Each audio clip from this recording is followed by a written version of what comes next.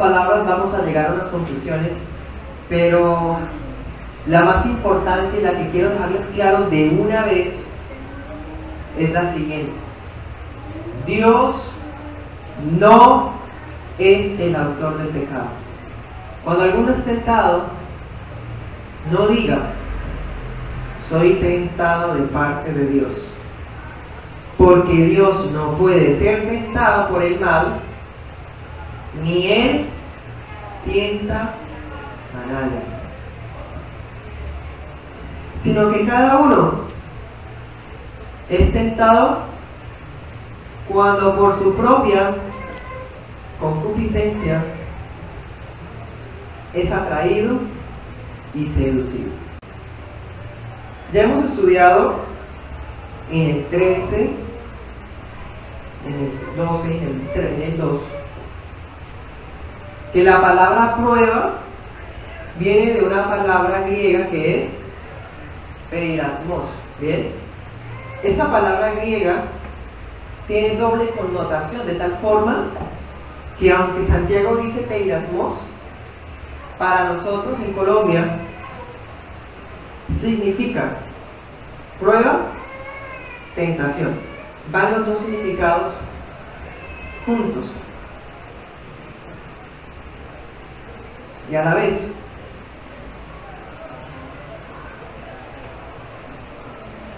Entonces, en ese sentido, en el griego, prueba y tentación es lo mismo. Pero para nosotros, trayendo esa palabra al español, tiene obviamente una diferencia, ¿cierto que sí? Distingámosla. ¿Qué es una prueba? Empecemos con el hecho de que las pruebas son externas. ¿Qué? Según la RAE, el diccionario de español, prueba es hacer examen y experimento de las cualidades de alguien o algo. Bien, entonces veamos. Un examen a las cualidades de la persona. Bien, y vea que es algo que sale de la persona, que no depende de la persona, es externo. ¿Y qué es tentación? La tentación es interna y significa, según el diccionario, instigar, inducir o estimular el pecado. Con esta definición de tentación nos es un poco más diverso, porque yo puedo ser estimulado a pecar tanto como por fuera como de dentro. Eso es lo que quiere decir Santiago cuando usa la misma palabra con la doble connotación. Pues hermanos, teniendo clara esta división entre prueba y entre tentación, tengo que dejarles claro que como parte del pueblo de Dios, usted y yo hemos de pasar por ambas.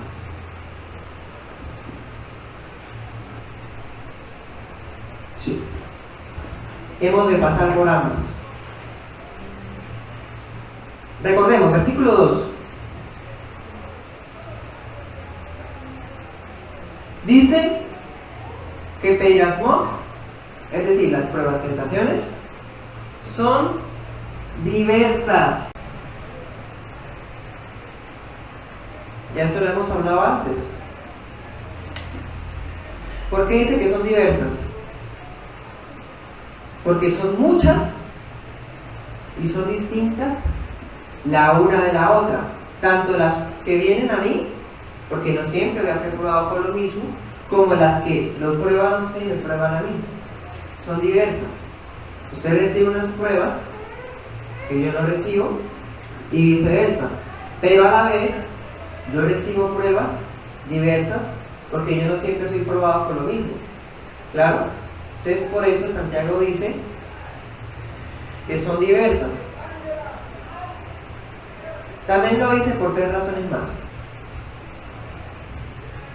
Por calidad, cantidad y fuente. Es decir, somos probados con pruebas diversas, ¿bien? Y somos probados con cantidades diversas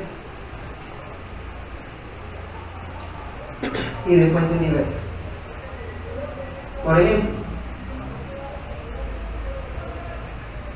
usted puede ser tentado por el clima a decir una truanería,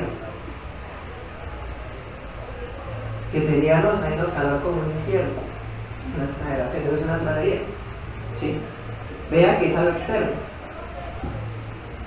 Pero también puede ser probado si está en esos momentos en donde su cuerpo tiene las hormonas alborotadas. Entonces va a haber una fuente distinta, porque cualquier señal, imagen, palabra o visión que uno pueda ver, lo puede llevar a pecar en ese sentido. Entonces vea que sigue siendo una tentación, pero tuvo una fuente distinta. Otra, una persona empieza como a hacerle conversaciones de otra persona, conversaciones totalmente denigrantes, y usted se queda ahí quieto. Usted está siendo tentado externamente, ¿ve? ¿A qué? Está participando de la murmuración, del chisme, ¿sí?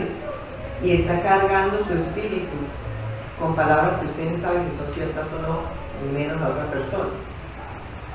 Entonces vea que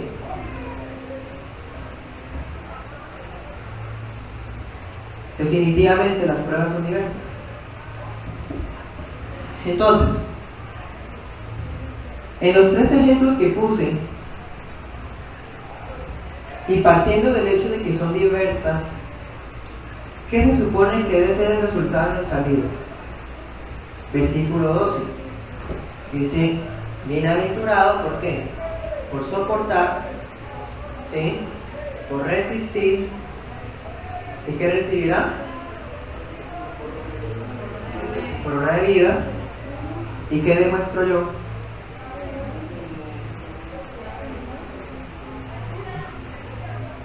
Cuando yo soy probado, sea externo o sea interno, yo estoy pasando por un fuego en el cual se supone que yo debo resistirlo, soportarlo para salir con bienaventuranza, y de esa forma yo demuestro que yo amo a Dios. ¿Bien? Entonces una forma de demostrar que amamos a Dios es cuando resistimos las pruebas. Y en este momento, en esta noche, me voy a enfocar en las tentaciones. Entonces, cuando somos tentados y salimos victoriosos, estamos probando que ¿qué? Que amamos a Dios. Entonces, mire que el 12 y el 13 están conectados.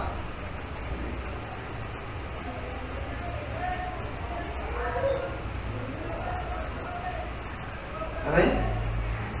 Pero Santiago quiere dejarnos en claro algo, y es: a pesar de que las pruebas son diversas, de que pueden venir de distintos puntos, Santiago quiere dejarnos claro que jamás provienen de Dios. Amén.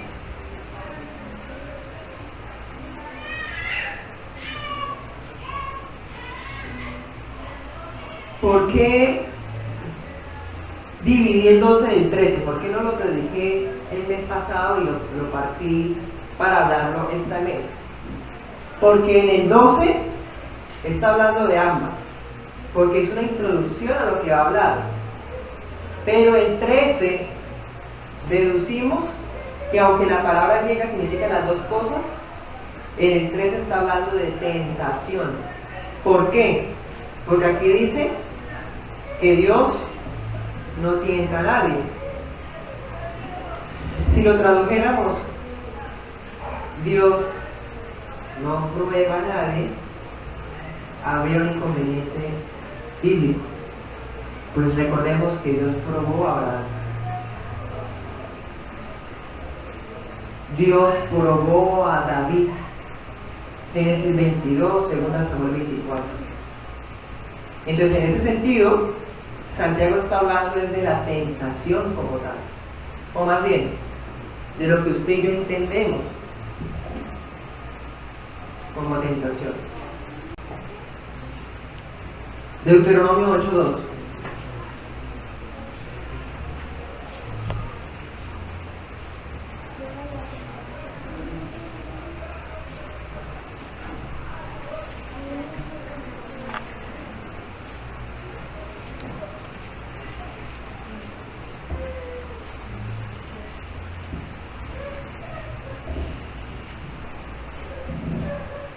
Dice: te acordarás de todo el camino por donde te ha traído quién, Yahvé tu Dios, esos 40 años en el desierto para afligirte. ¿Para qué?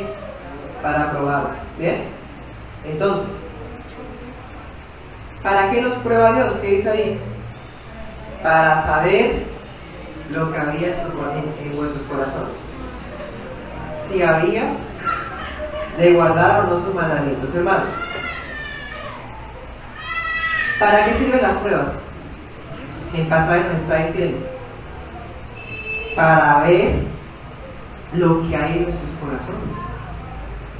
Hermanos, si yo estoy recibiendo una tentación, que por ejemplo conozco a un hermano mío que está en una mejor situación que yo, y yo empiezo como a decir, bueno, pero ¿por qué? Si yo soy más fiel, ¿en quién más? ¿Sí? Empiezo como a generar en mí envidia y codicia. ¿Bien? ¿Para qué sirve que yo me encuentre con esa tentación externa? Hermanos, es lo mismo, el mismo propósito que tiene la ley. ¿Para qué sirve la ley? Para mostrarnos que somos incapaces de ser acerques a Dios con nuestras propias capacidades. La ley nos sirve para guardarla. Suena extraño, pero así es. La ley sirve para dejarnos ver lo miserables que somos, la situación de pecado y de muerte en la que estamos, o más bien de incapacidad, porque muertos ya no estamos. ¿Bien? Lo mismo sirve la tentación. La ley me deja ver cuando dice: no tendrás dioses ajenos delante de mí. ¿Para qué me sirve ese mandamiento? Para mostrarme que yo soy idólatra por naturaleza. ¿Y para qué me sirve la tentación? Para mostrarme que yo no me puedo confiar de mí mismo, porque todavía hay en mí rezagos del viejo hombre. Entonces volvamos al ejemplo de la codicia. Yo no sabía que yo fuera envidioso. Yo no sabía que yo fuera codicioso. Pero si empiezo a desearme a la otra persona, está saliendo de mí lo que en realidad soy y lo que me hace falta. ¿Bien? ¿Para qué sirven las tentaciones? Lo llama la deuda y su hijo, su hija contesta y le dice: usted, no estoy, dígale que no estoy. ¿Esa tentación para qué sirve? Para mostrarle que en usted hay mentiras. Y el mandamiento, creo que es el 6, dice: no dirás falso testimonio. Entonces, la ley me está mostrando que usted es mentiroso y de falso testimonio, y además de otras cosas, pues puso al hijo, a la hija, y que en usted todavía queda lo que usted pensaba que ya había sido hijo. Entonces, hermanos, miremos, las pruebas y las tentaciones son algo que ojalá nunca pasáramos. Ojalá, ¿cierto? Pero es que mientras estemos acá, así como Loli, lo necesitamos. Porque Dios quiere ver, aunque ya lo sabe, no nos quiere dejar ver a nosotros también. Quiere mostrarnos lo que hay acá. ¿Sí? En momentos de depresión, en momentos de enfermedad, en momentos de persecución de las deudas, ¿cómo está su fe? ¿Cómo está mi fe? Porque si nunca soy probado, si yo nunca soy tentado, yo pienso que yo estoy bien. Soy probado, soy tentado, me doy cuenta que todavía no he llegado a la estatura del varón perfecto. Entonces, si las pruebas y las tentaciones son como un fuego para nosotros, un fuego que se supone que va a purificar el oro de que somos. Eso suena bastante extraño, porque estamos acostumbrados, bueno, como iglesia reformada siempre decimos, somos miserables, pecadores, muertos, siempre. Pero la Escritura también nos muestra que, en 1 Pedro, que nuestra fe es más preciosa que el oro. ¿Sí? Entonces, si mi fe es más preciosa que el oro, esta fe requiere ser pasada por un fuego que me purifique. Ese fuego es el que está en el versículo 12. Y está en mí si yo prevalezco o salgo chamuscado en el fuego de las pruebas, tentaciones. ¿Cómo nos sentimos, hermanos, cuando pasamos la prueba? Amén, Señor, gracias. Sí, fuerte. Gracias, Señor, porque nos has dado tu Espíritu, Señor. ¿Cómo nos sentimos cuando caemos en tentación? Sé propicio a mi pecador. Esa es la situación del cristiano. Esa es la situación del cristiano. Cuando somos tentados y caemos, nos queda el remordimiento. ¿Por qué digo remordimiento? Porque no sabremos si es verdadero arrepentimiento, sino hasta cuando volvamos a ser tentados. ¿Saben? Porque usted sentado en X cosa, hemos puesto a los en X, vamos otra vez. Honrar a los padres. Si usted es probado otra vez en ese asunto, y usted explota, o más bien usted tiene un sueldo, y ni siquiera le hace partícipe a sus hijos, a su madre, de ese sueldo, viviendo bajo la propia casa de la madre, ¿sabes? Usted dice, no, Señor, perdóname. He sido como los fariseos con mi corbán, Señor. Perdóname, el otro mes sí voy a ayudar a mi familia, voy a ayudar a mi madre. Y usted va a ayudar a su mamá con la que vive, o a su papá con el que vive. El otro mes, y usted dice, bueno, pues yo me propuse ayudarte, madre mía, yo que te amo tanto, que soy tan gran hijo, mira 10,000. Hermanos, ¿qué es eso? Remordimiento. Porque esa ayuda, los padres la aprecian, ¿cierto? Una madre ve eso y, ¡ay, hijo mío! Pero eso no es nada delante de Dios, porque usted solamente da esa migaja para calmar su conciencia. Tremendo, ¿no? Entonces, ¿cómo sabemos que pasamos la prueba? Hasta cuando volvamos a ser tentados en lo mismo y lo logremos, sabremos que hemos sido capaces. Y hasta que no, estaremos inmersos en el lodo del remordimiento. ¿Hasta cuándo, Señor? Para eso sirven las pruebas, para saber qué hay en nuestros corazones si nosotros guardamos o no los mandamientos del Señor.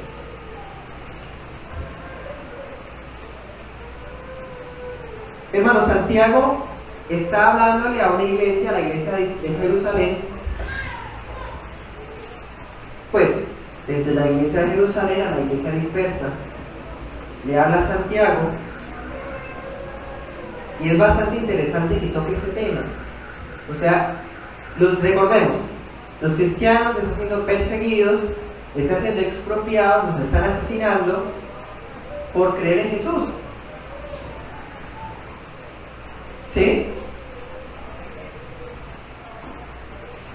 Entonces, pareciera que los de la iglesia estaban renegando y estaban diciendo: es que Dios, ¿por qué nos hace eso? Y también pareciera que había uno que otro que vivía inmerso en sus placeres y le echaba la culpa a Dios. Fue tentado y abraza el pecado, y cuando ya peca, Dios, ¿por qué permitiste que yo cayera? ¿Por qué? Parece que en la iglesia a la que le habla Santiago, que es la iglesia universal de Cristo, habían personas, y seguro que hoy día las hay, personas que atribuyen la culpa de sus decisiones a Dios. Yo he escuchado, hermanos, personas que están súper endeudados, los están persiguiendo porque paguen, pero son personas que están inmersos de malicia, grosería, pleitos, contiendas, griterías, y dicen: Señor, ¿por qué? Está atribuyéndole la culpa al Señor. ¿Acaso no se da cuenta que lo que uno siembra, eso recoge? O se la cambio. ¿Acaso porque usted es cristiano no va a tener deudas, no va a tener enfermedad? Está equivocada esa persona. Por eso Santiago luego dice, que lo vamos a estudiar más adelante: hermanos, no se equivoquen, no se engañen. Ningún impulso de nosotros, ningún impulso pecaminoso, ninguna tentación puede atribuirse a Dios.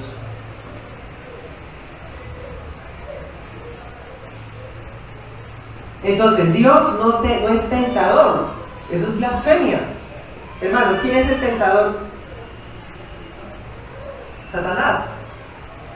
¿Cierto que sí? Es más, la Biblia lo dice. En Mateo 4 y en 1 Tesalonicenses 3 dice que Satanás es el tentador. Entonces, cuando un cristiano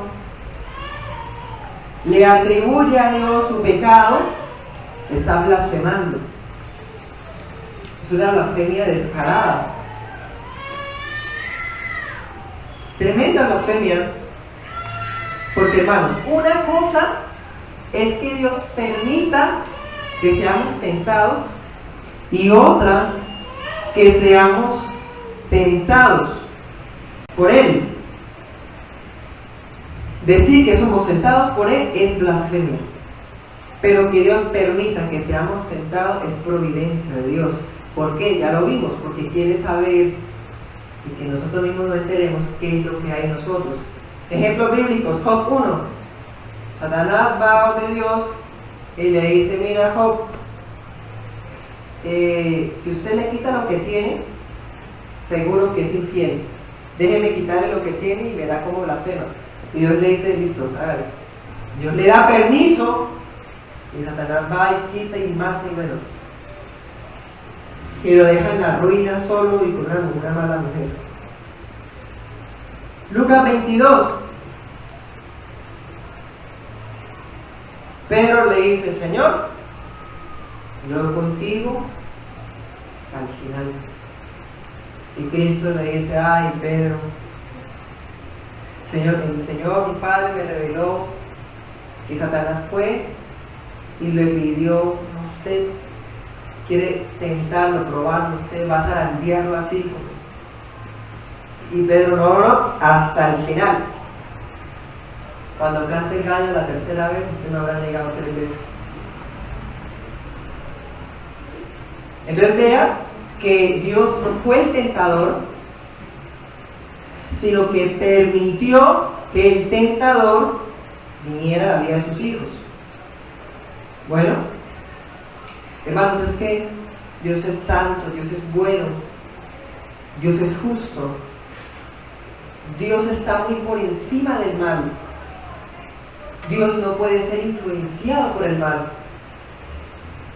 Es más, Santiago es más directo y Santiago dice, Dios no puede ser tentado. En otras palabras, es imposible que el pecado, que la tentación o que el mal siquiera toquen a Dios.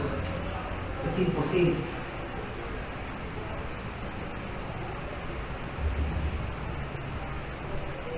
Entonces, Dios no tiene contacto con el mal y el mal es impotente ante el Dios Todopoderoso.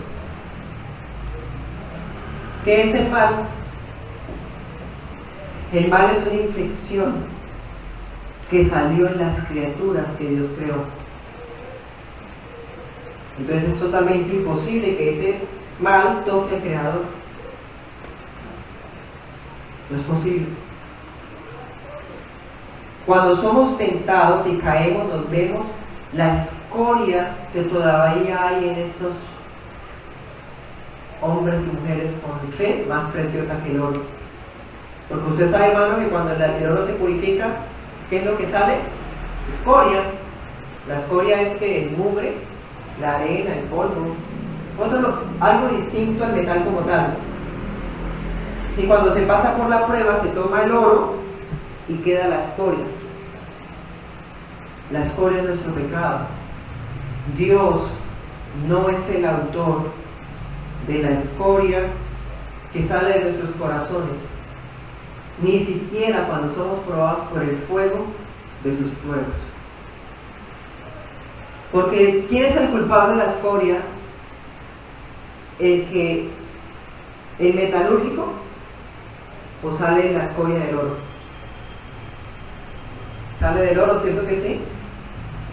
Y menos aún, hermanos, que Dios sea el autor del pecado cuando caemos en tentación. Es que por ningún lado. Pero habían personas que creían que sí, y estaban blasfemando. Por eso lean el 16 de Santiago. Dice, amados hermanos míos, no se equivoquen, no se engañen, no erren.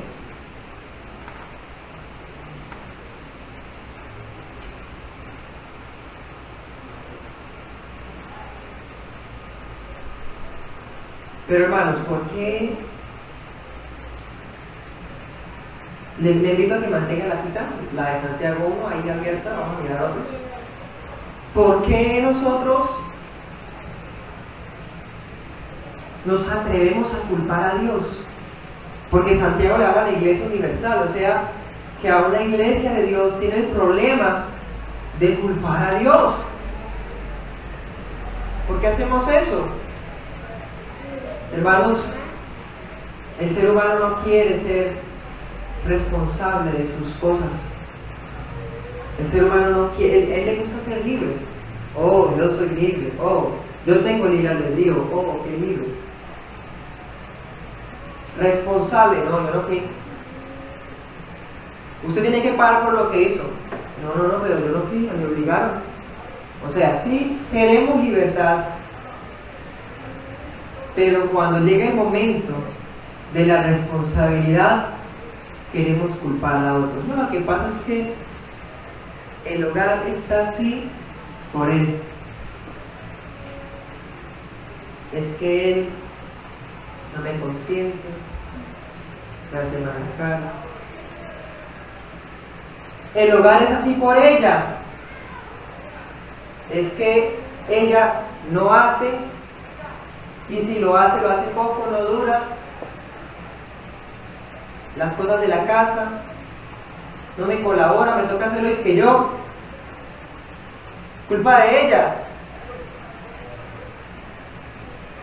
Pues hermanos, el ser humano somos tan descarados que siempre queremos culpar a otros que me obligaron a hacerlo, ¿no? Yo no quería, pero me obligaron. Que incluso nos atrevemos a culpar a Dios. Hasta allí hemos caído, hermano, ni siquiera los demonios hacen eso. Los demonios son conscientes de su responsabilidad. Por eso cuando Jesús se les aparece, allá en Marcos, los demonios se postran ante Jesús y le dicen, por favor, no nos envíes al abismo todavía. Déjenos ir a los cerdos. Entonces Jesús dice, vaya, puede, lo dejo.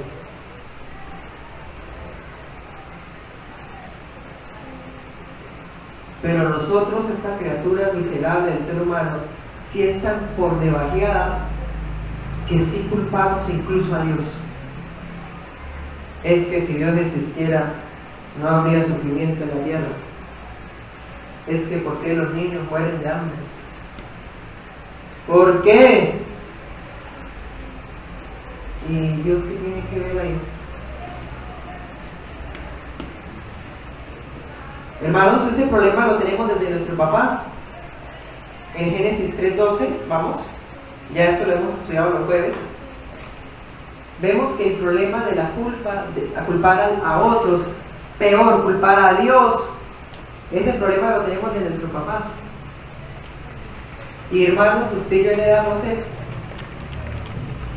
No heredamos casa ni carro de Adán, sino que heredamos el descaro, la inmundicia del pecado y aún el hecho de culpar a Dios. Santiago 3:12. Qué pena, sí, Génesis 3:12. Dice,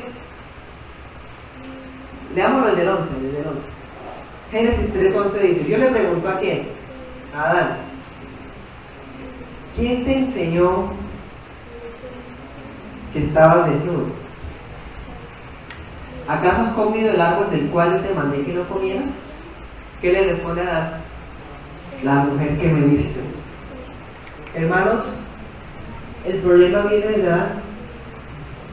O sea, si usted no me hubiera dado a esa mujer, todo estaría bien.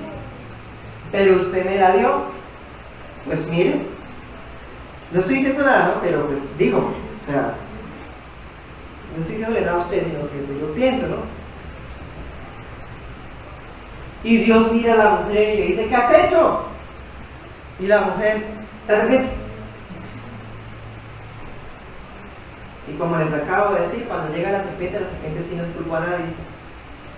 Porque los demonios, por lo menos, sí tienen responsabilidad. Así actúa el ser humano caído por la necedad de su corazón. Vamos a Proverbios 19:3. La insensatez del ser humano tuerce su camino y luego se irrita en el corazón contra Yahvé. Hermano, ahí está el espejo de nuestra naturaleza, de nuestra forma de ser. O sea, buscamos placer en el pecado y cuando llega la consecuencia y llega el juicio y la sentencia, ahí sí queremos salir corriendo, escapar, aunque eso me signifique culpar al Dios Santo. Yo no sé, yo estoy yendo a la iglesia y llevo a mis hijos el domingo para que sean instruidos en la palabra. Pero he visto una actitud de rebeldía en ellos. Yo no sé, Dios, ¿por qué?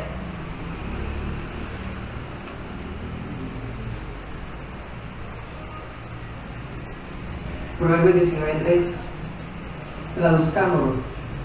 Malcría a sus hijos y después reniega de Dios por las consecuencias de la mala educación, de sus propias malas decisiones y de sus propias malas actuaciones.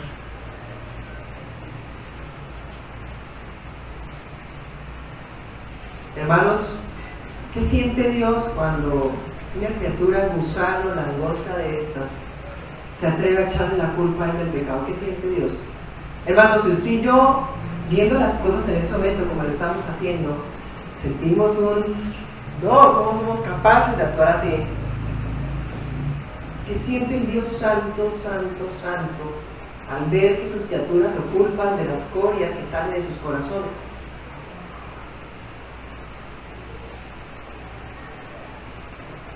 Pues hermanos, este pecado, como ya lo vimos, lo tiene Adán, lo tenemos todos nosotros, los aparece en Proverbios, y hermanos, es el pecado típico de los israelitas que estaban en el desierto. Vamos a Números 14:22.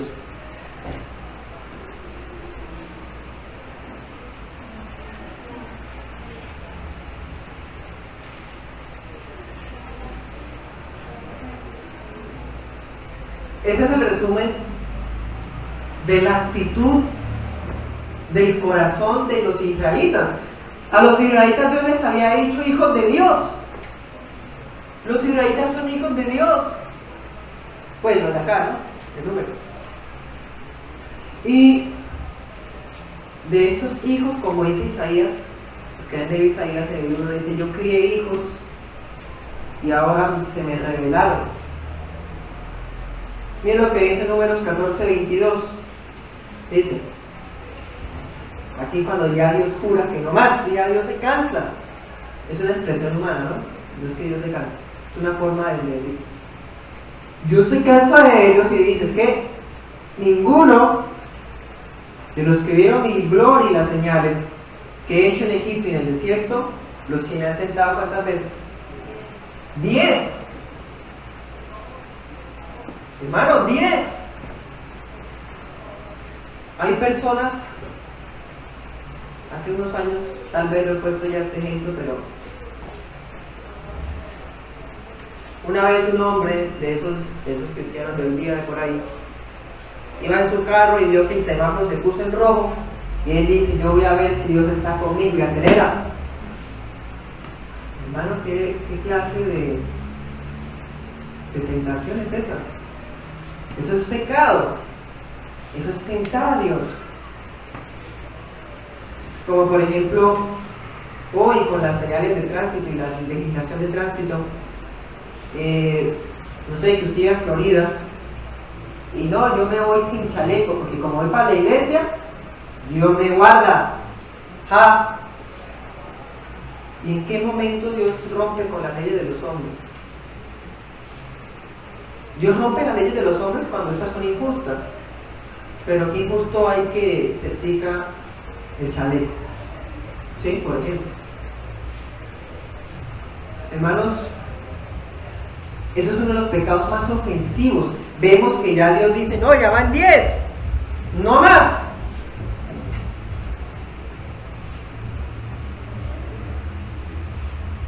Israel lo cometió 10 veces. Y eso en Números 14, ¿no? Porque lo de pronto, por no decir seguro, que los que faltan hubo más. Pero hasta ahí van 10. Hermano, tentar a Dios, o sea, culparlo del mal o probarlo a Él, son cosas que no tenemos ningún derecho de hacer. Quien culpa a Dios, lo que está haciendo es disculparse a sí mismo. Y esa es la mayor muestra de arrogancia y de orgullo, como ya les dije, que ni siquiera un demonio ha tenido. Pero ¿sabe qué es más triste? Porque el que se excusa a sí mismo, está pasando por alto, o a bien quiere escaparse de la sentencia, pero sin querer se está escapando de la promesa, de la gracia. Porque bueno, quiere escapar. Yo no fui. Pero es que si se disculpa a sí mismo, entonces no tiene nada que ser perdonado. Y Dios no lo va a perdonar. Jesús no murió entonces por esa persona, porque no ha hecho nada malo, según ella. Entonces, si esa persona no acepta su error, le quita, por así decirlo, la posibilidad a Dios de perdonarlo. Tremendo. Hermanos, entonces ya nos tiene que quedar totalmente claro el hecho de que Dios no tienta a nadie jamás. Ya vimos que el mal no toca a Dios. El Dios es santo, Él no es el autor del pecado, tampoco es el autor del mal, de Él no puede salir eso. El mal es la escoria que salió de las criaturas que Él hizo, pero Dios no hizo a las criaturas malas. Y hermanos, así como Él no tienta a nadie, tampoco nadie puede tentarlo a Él. Ya vimos, fueron los pecados de Israel. Miremoslo otra vez, Éxodo 17, Éxodo 17, 2.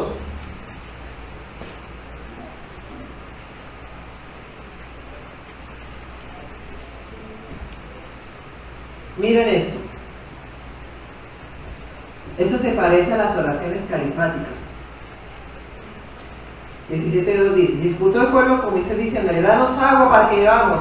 En otras palabras, declaramos y decretamos que hay agua en este momento, con la autoridad que hemos recibido desde el Papa y de Gandhi y de no sé quién más. Declaramos y atamos que hay agua. Así hacen hoy día, hermanos. Y Moisés le dice: ¿por qué disputan conmigo? ¿Por qué tientan a Dios? Versículo 7. Y dio a aquel lugar el nombre de Mashá y Meribá por la rencilla de los hijos de Israel, porque tentaron a Yahvé al decir: ¿está pues Yahvé entre nosotros o no?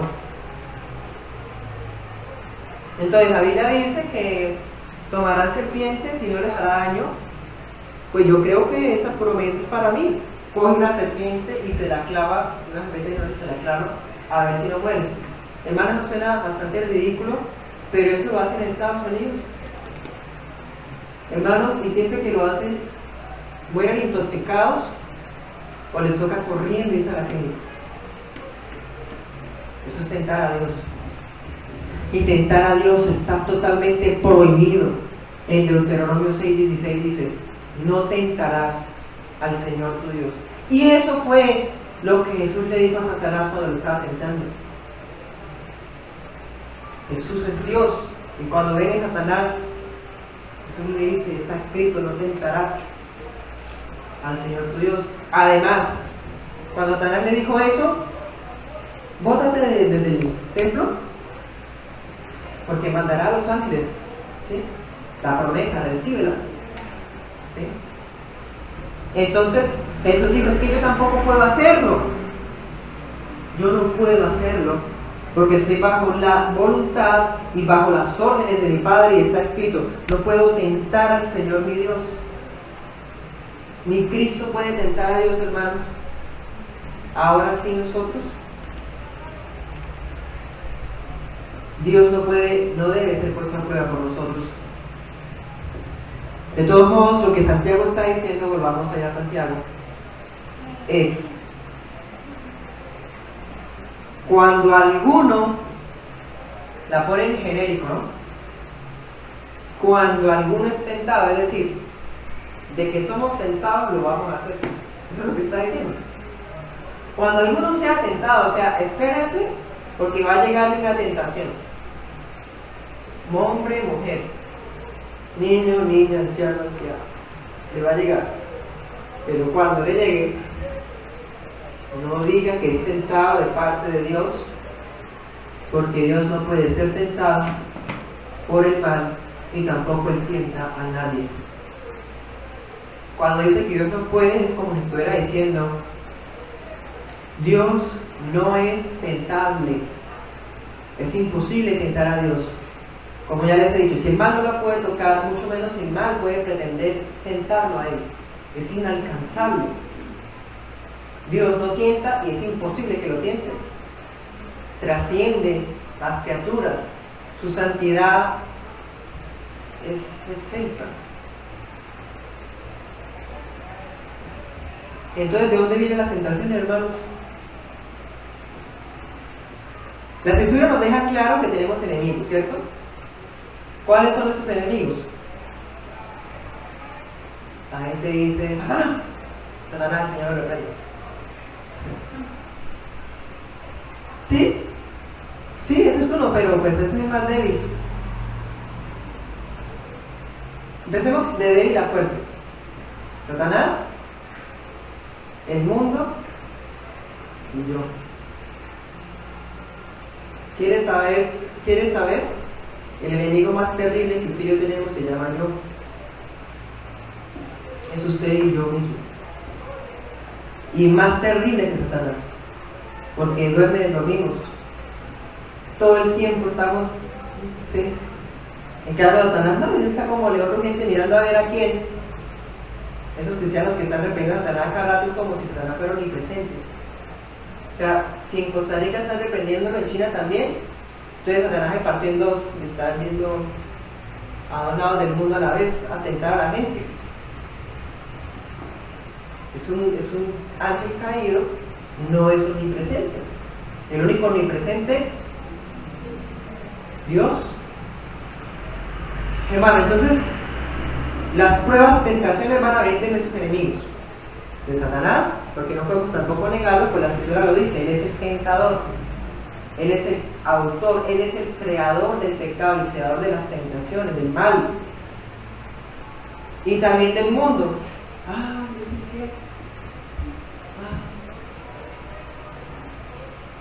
la cerveza fría ahí sudando la botella. Señor, no, pero con esta sed, no, Señor. Entonces las tentaciones no provienen solamente de Satanás y del mundo,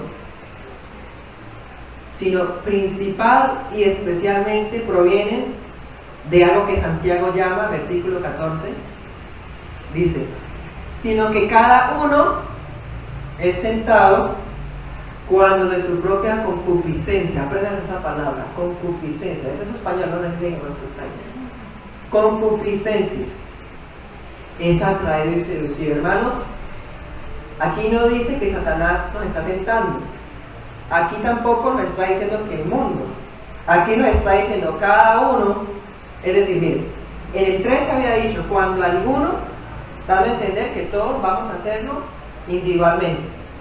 Y en el 14 dice lo mismo, dice, cada uno es el tiempo presente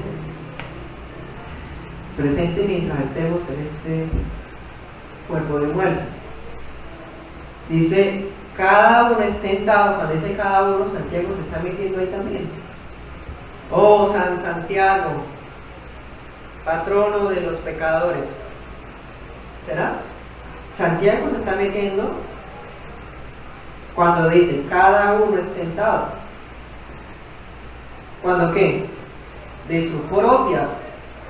Qué hermoso, ¿no? Porque no se ha dicho cuando alguno, cada uno, y si no queda claro, dice su propia. Ay, todavía busca más culpables. Pues no, su propia concupiscencia es la que lo atrae a la tentación y la que lo lleva al pecado. Entonces, hermanos, en la iglesia, ¿quién es el autor de las tentaciones? Satanás, ¿cierto que sí? Pero el autor del pecado no es él en nosotros. En otras palabras, Satanás da los ofrecimientos, pero él no está obligando a usted a que reciba eso. Cuando él se le aparece a Eva, le empieza a dar un discurso y Eva, sí, uy, yo no pensé que él hiciera eso. Bueno, le dice, deme. Satanás no la obligó, no la coaccionó, no se le metió, no es que el diablo se le metió a esa persona y por eso hizo esa cosa tan mala. La Biblia no dice eso. No, lo que pasa es que estaba endemoniado y por eso actuó como actuó. Esos son misticismos, supersticiones propias de una sociedad pagana. ¿Y cuántos cristianos hoy día piensan eso, hermanos? ¿Serán cristianos? El mal y el pecado nacen en nuestra concupiscencia. Porque aunque Satanás nos ofrezca y sea algo externo, Cuando yo lo tomo y caigo, fui yo el que cayó. Hermanos, concupiscencia, ¿qué es eso? O más bien, ¿en qué parte del cuerpo se encuentra la concupiscencia? La Escritura nos dice que está en el corazón. Yo tengo un gran corazón. Es que a mí Dios me habla el corazón. Esperen, Dios me está mostrando en mi corazón algo. ¿Sí será? Sí, hermano, es tan chistoso, pero eso está en la boca de millones de cristianos. No, a mí no me parece malo, yo tengo paz en mi corazón. Vamos a Jeremías 17:9.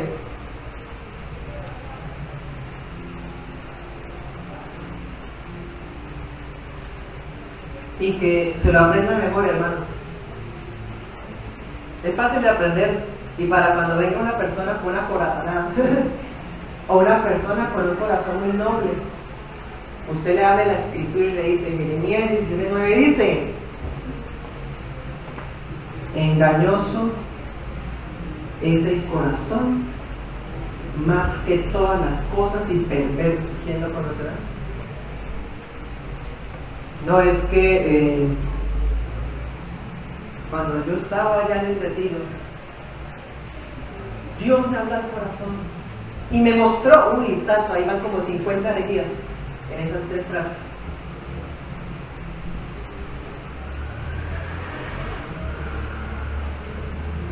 Hermano, nunca la Biblia habla bonito en nuestros corazones, nunca. Porque la cueva del pecado, la fuente de las escorias de nosotros, la fuente de nuestras concupiscencias está allá. Y en el hebreo, corazón y mente son uno. Por eso, aún siendo cristianos, ¿cuántas veces hay pensamientos que vienen de todo tipo? Y usted dice, pero ¿yo cuánto de eso? ¿Por qué eso a mí? Yo no he visto nada de eso. ¿Por qué tal cosa? Porque nuestra concupiscencia, hermano, nuestro peor enemigo, está en nosotros.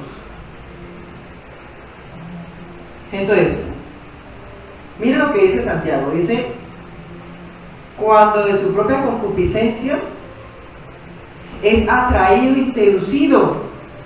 Es decir, el propio corazón es el autor del pecado porque se dejó seducir por lo externo. Le llamó la atención, ay, tan bonito, yo quiero, ay, ¿sí? Así como cuando tiene hijos chiquiticos y toca tapar, ¿cómo se llama? Los enchufes. Porque no sabe, pero tal vez se imagine. Porque ¿por qué va a meter las manos allá, hermano? ¿Por qué? Para la curiosidad. No. Hermano, así somos usted y yo cuando tenemos enfrente el pecado. Nos dejamos seducir por él y no, pero yo no caigo. Ay, no, caí, Señor, yo no quería, ¿por qué? O sea, cuando tenemos enfrente el pecado, nos dejamos seducir por él y más encima queremos tenerlo ahí como arrullándolo, como abrazándolo, como, ay, un poquito más tiempo, yo después me arrepiento y queda saldada la cuenta. Cristo ya murió por mí, yo soy siempre salvo, no pasa nada.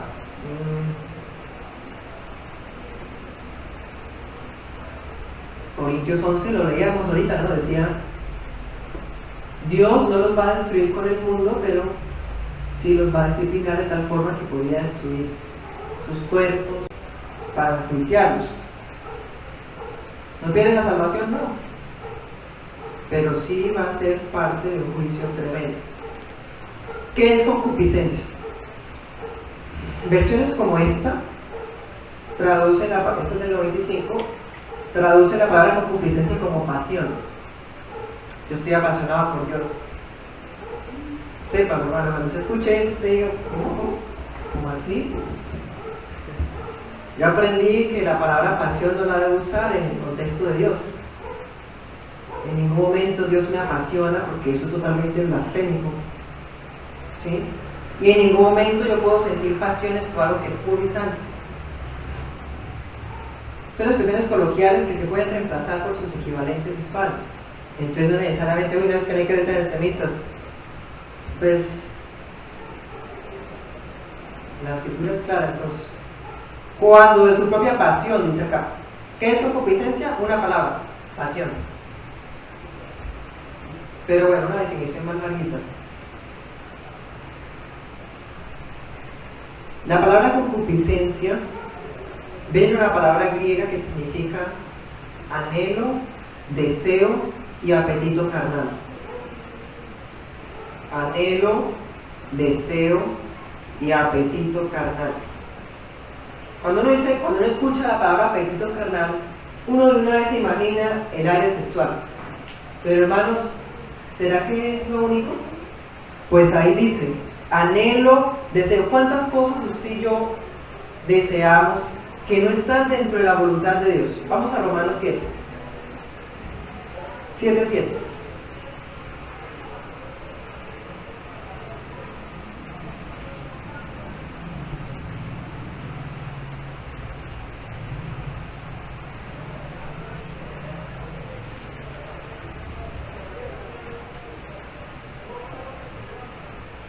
¿Quieren ver qué es concupiscencia? La escritura nos trae una idea que pues es clara para nosotros. Dice, la ley es pecado de ninguna manera, pero yo no conocí el pecado sino por la ley, y tampoco conocería la codicia si la ley no dijera no codiciarás. Pero el pecado se aprovechó del mandamiento y produjo en mí toda codicia, porque sin la ley el pecado está muerto. Entonces, hermanos, ¿qué es la concupiscencia? Es el deseo que se provoca en mí cuando veo una prohibición.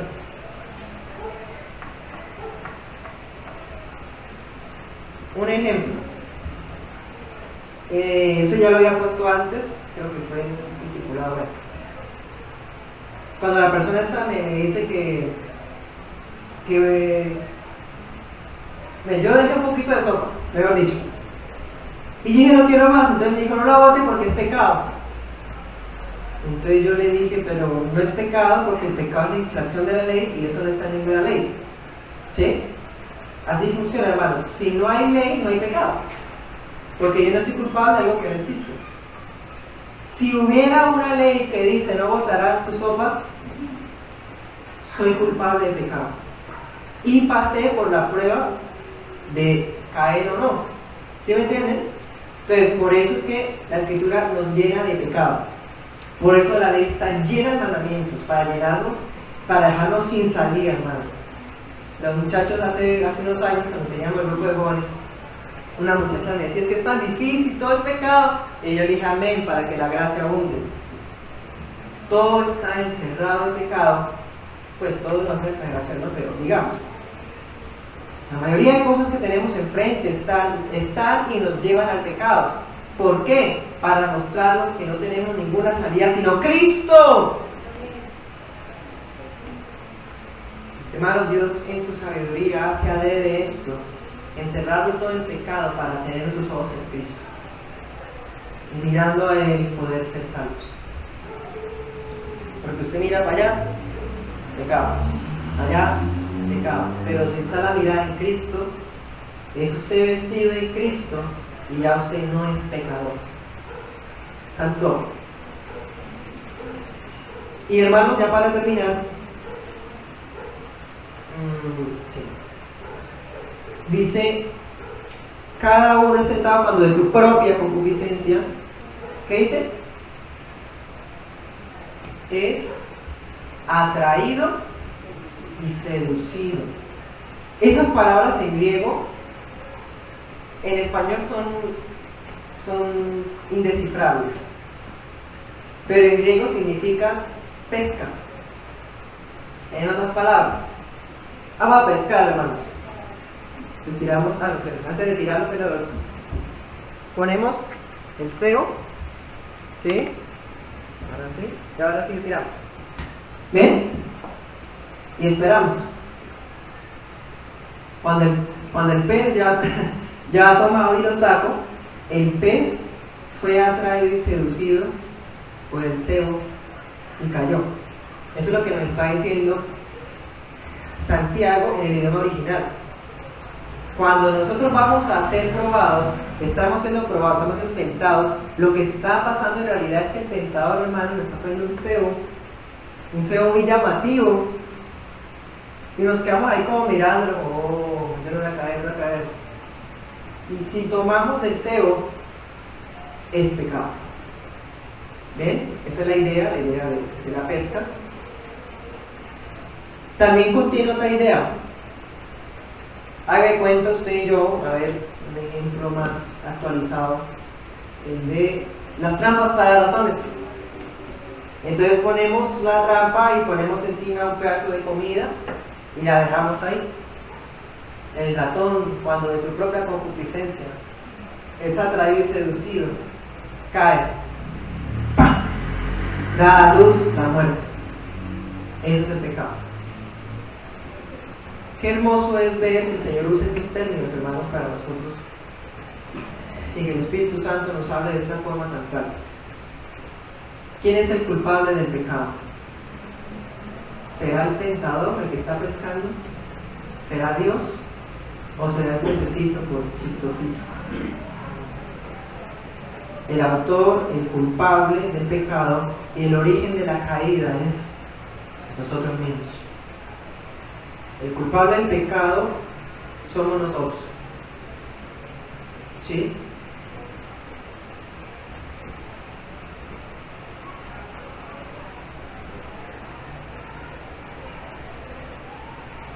Pero hermanos, tengo que decir otras palabras, porque si dejamos la técnica así queda como que bueno, entonces hay cebos en todos lados. No, ¿qué hago?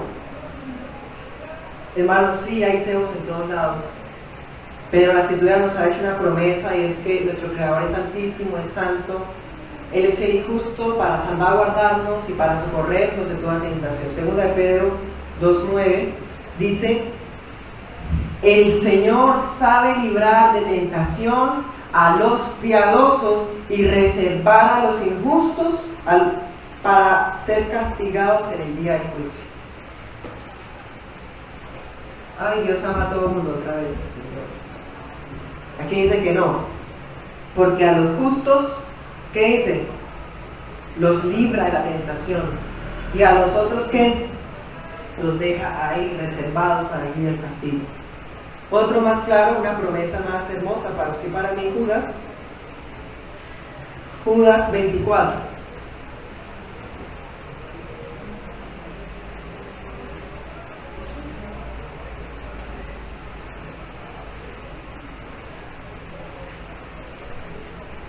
Entonces vemos, hermanos, que nuestros impulsos son los que nos llevan al pecado, y estos impulsos estimulan nuestros sentidos. Por eso Jesús dijo una vez, por allá en Mateo 18, que si tu mano es ocasión de caer, quítatela; que si tu pie es ocasión de caer, quítatelo; si tu ojo es ocasión de caer, arráncalo. Eso no es literal, es una forma de decir que los estímulos vienen a nuestros sentidos, y es por medio de ellos que pecamos. Judas 24 dice: a aquel que es poderoso, ¿para qué? Para guardarlos sin caída y presentarlos sin mancha delante de su gloria con gran alegría. Al único y sabio Dios, nuestro Salvador, sea gloria y majestad, imperio y poder, ahora y por todos los siglos. Amén. Oremos. Padre, te damos gracias por tu palabra, Señor, tan hermosa, que ella nos habla, nos confronta, nos deja ver, Señor, la situación en la que estamos. Señor, tú sabes que hemos sido atraídos y seducidos por el cebo de nuestros placeres, las trampas del pecado y las ofertas del tentador.